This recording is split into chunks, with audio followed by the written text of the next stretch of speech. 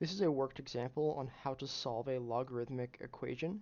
So in this example, we have two logarithms on either side of the equality sign. And to simplify this, we're going to take advantage of the following property.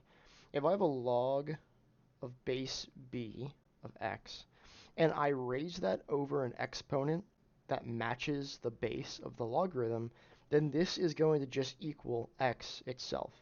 And so in our case, uh, there is not explicitly a base on this logarithm, but you want to keep in mind that this is actually a shorthand. If we leave the base off of a logarithm, it is implied that that is log of base 10. So what we really have here is we have a log base 10 of 3x minus 1, and that equals a log of base 10 of 4 minus x. Now I want to reduce that using my exponent log relationship that I have in yellow here. And so whatever I do to one side, I have to do to the other. So I'm going to raise both sides of this equation over an exponent of 10.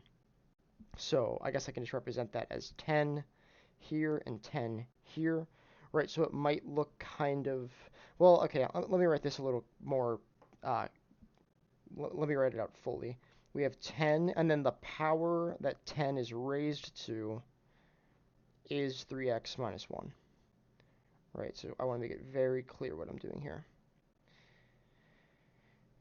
And now that I'm able to do that, I can take advantage of this property I have up here in yellow, and those logarithms and those exponents are going to cancel. And what I'm left over with is simply the expression 3x minus 1 equals 4 minus x.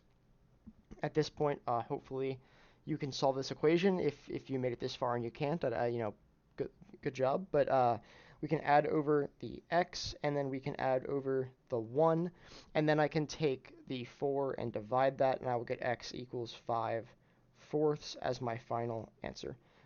But that is how you would use the exponent logarithm relationship to solve a logarithmic equation.